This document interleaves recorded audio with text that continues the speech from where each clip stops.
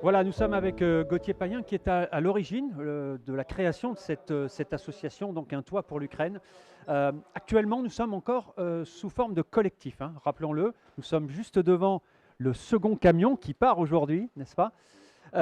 Comment est née cette association? Comment on a l'idée? Tout d'abord, bonjour Franck, bonjour à tous. L'idée, elle est née naturellement. Mercredi passé, nous étions avec mon épouse et nos 3 enfants en vacances à la montagne. Et puis on est tombé sur les fesses. On était spectateurs d'un désespoir. On a vu une guerre éclater qu'on n'avait pas forcément vu venir. On entendait parler de loin. Et le lendemain matin, le jeudi, ça s'est amplifié. On parlait au départ de la région du Donbass, qui est en guerre depuis maintenant plus d'une dizaine d'années. Et on a vu les troupes russes se rapprocher de Kiev. Et on s'est dit avec Élise, il faut qu'on fasse quelque chose. Dès le lendemain, on s'est dit on va écourter nos vacances, on va rentrer en Ardèche.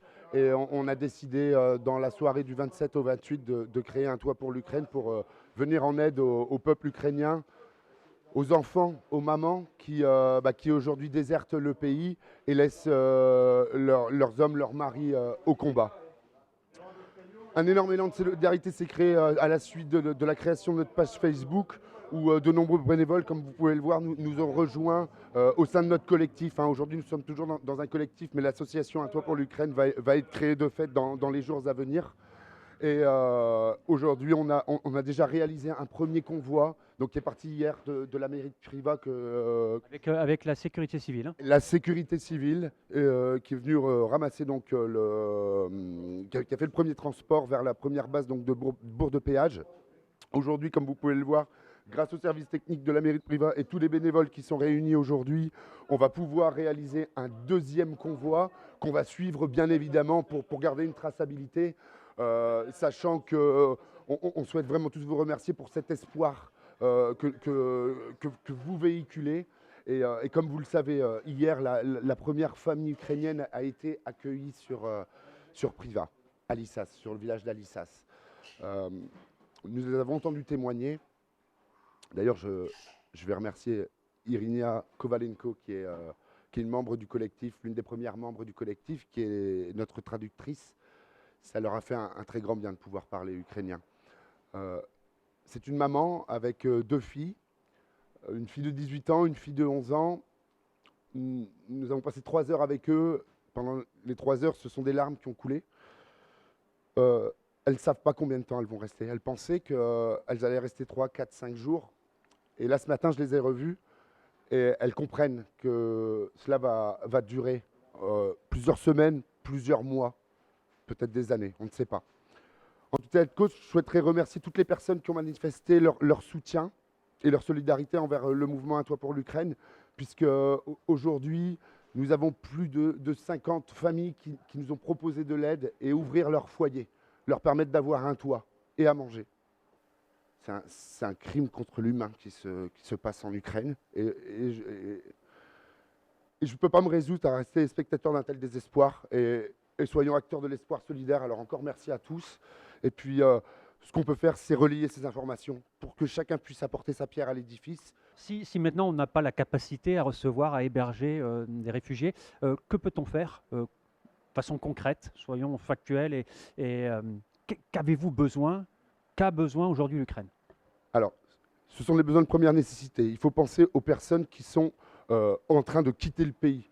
Ce sont des gens qui n'ont pas à manger, ce sont des gens qui ont froid, ce sont des gens qui ne se lavent pas, ce sont des gens qui ne savent pas où ils vont. Donc, ces besoins de première nécessité, comme vous voyez ici sur les premiers convois, nous avons donc des médicaments, des pansements, de la nourriture pour les enfants, Voilà, nous sommes avec Irina Kovalenko, qui est ukrainienne et qui fait également partie de ce collectif, qui fait pas mal d'ailleurs le relais, vous, de par la capacité que vous avez à parler l'ukrainien, à être un relais pour l'Ukraine ou la Pologne. Comment ça se passe un petit peu? Comment ça se passe? Au début, ça s'est passé moi, tout a commencé, j'ai cherché une association qui s'occupe, parce que j'ai voulu aider aux Ukrainiens ici, et j'ai cherché une association qui peut aider. Et j'ai trouvé un toit pour Ukraine, je l'ai contacté, j'ai proposé mon aide avec les traductions, parce que j'ai des amis aussi en Ukraine, je connais les bénévoles en Ukraine, donc je dis peut-être je peux vous lier ensemble, on peut faire quelque chose ensemble. Et maintenant, quand la première famille qui est arrivée ici, donc, je suis toujours avec eux pour traduire, s'ils ont des questions, s'ils ont des besoins de quelque chose, donc pour faire la traduction et pour les soutenir parce que quand tu es sous les chocs, on est d'accord, quand tu as dû quitter ton pays et tout, et tu te retrouves dans un pays et tu ne parles pas langue, c'est quand même pas mal d'avoir quelqu'un avec qui tu peux parler ton langue. Aussi, on partage maintenant via les réseaux sociaux les gens qui ont, par exemple, en Pologne ou en Ukraine, mais à la frontière, qui essayent de quitter le pays, ils ne savent pas où ils peuvent aller, qu'est-ce qu'ils peuvent faire, est-ce qu'ils vont avoir une aide, comment et tout. Donc, je transmets l'information pour eux que s'ils ont besoin, ils peuvent venir ici. Ici, on peut les aider, on peut les soutenir. Donc, c'est un peu mon rôle dans cette association. Comment vous avez encore de la famille, vous, en Ukraine? Oui, toute ma famille est en Ukraine, ma mère, mon père, donc toute ma famille, tous mes amis sont là. Mais ils ne veulent pas quitter le pays parce que ma mère, elle est pharmacienne à l'hôpital et elle a dit qu'elle va être plus utile là-bas. Quand elle reste là-bas, elle va aider aux gens qui ont blessé, qui ont besoin d'aide. Elle a dit, bah, c'est hors de question que je quitte le pays, je suis là et je veux aider là-bas. Et moi, de mon côté, j'essaie ici aider pour les gens, oui, être utile. Oui. La France, comme d'autres pays européens, ont très vite réagi au conflit, par exemple avec ici l'Ardèche et Gauthier et Élise. Comment vous le vivez, cela, justement, cette aide qui est en train de se mettre en place au niveau international? Honnêtement, on était vraiment touchés. Parce que nous, les Ukrainiens, on est habitués à se débrouiller tout seul. On n'aime pas demander aide. Si on peut trouver la solution toute seule, on préfère trouver la solution toute seule. Et c'était inattendu pour nous. On n'a pas pensé que c'est possible, cette solidarité. C'est possible. On était vraiment touchés, choqués, mais dans le bon sens choqués, et vraiment touchés avec toute cette solidarité et tout ce soutien de la France et de toute l'Europe et surtout de la France. On était vraiment touchés. Et pour nous, c'était... Et en plus, aujourd'hui, on a parlé avec cette famille qui est déjà arrivée ici, à Alsace, et ils ont dit que pour l'Ukraine et pour les Ukrainiens, surtout, cette aide et ce soutien de tous les pays européens, c'est ça qui nous aide à tenir. Sans ce soutien et sans cette aide, on n'est pas sûr que, oui, bien sûr, nous avons les volontés et le courage de protéger notre pays, mais sans ce soutien, c'est pas sûr qu'on peut faire comme on fait maintenant. Et ça compte vraiment pour toute la population ukrainienne, pour tous les Ukrainiens, parce qu'on sait qu'on n'est pas tout seul. Il y a 2 jours, une petite fille nous a amené une poupée. Cette petite fille s'appelle Chloé. Et cette poupée, elle va suivre le trajet jusqu'en Ukraine parce que dessus, il y a un joli petit mot qui a été écrit et c'est un peu notre mascotte. Expliquez-nous un petit peu pourquoi cette démarche. Je vais vous dire pourquoi. Parce que moi, j'ai connu la dictature. Je suis portugais d'origine et j'ai connu Salazar, le temps de Salazar.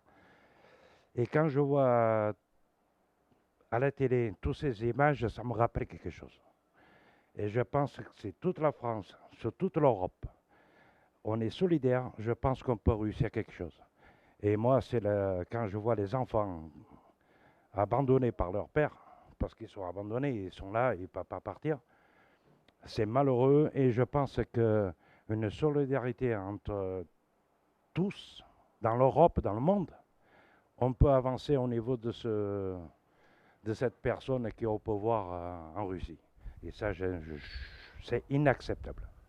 Et donc, nous, notre association, on a décidé, on a fait une petite réunion hier soir, on a décidé d'offrir 100 euros pour... Merci beaucoup, merci beaucoup. Merci du fond du cœur. Et C'est un premier don qui va entraîner les autres et je vous remercie, Monsieur Martins. Et je pense que je vais discuter avec notre président d'un autre club de pétanque, que c'est M. De Varenne, qui fait partie du Sporting de Privas. On va essayer avec M. Gamandès si on peut avoir un créneau pour essayer d'organiser un concours de pétanque et les bénéfices iront. Voilà, je suis un peu ému, excusez-moi. En tout cas, ce matin, il y a énormément d'émotions, en même temps liées à cette solidarité.